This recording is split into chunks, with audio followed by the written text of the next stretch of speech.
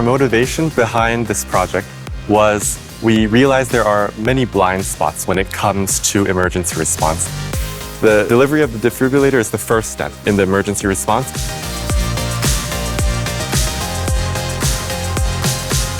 Our aircraft is an eVTOL aircraft, which stands for electrical takeoff and landing, and our aircraft doesn't need any runways. So space is not a constraint, and the aircraft can fly everywhere it wants to.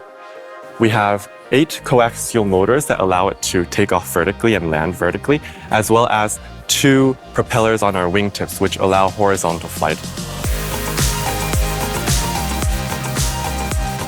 We use the entire 3D experience platform for manufacturing, and we've been slowly migrating and using all the tools that the platform offers. It's also really great for all of the students to learn industry-level manufacturing techniques. We believe that this drone and this sort of concept can be applied globally and help save lives.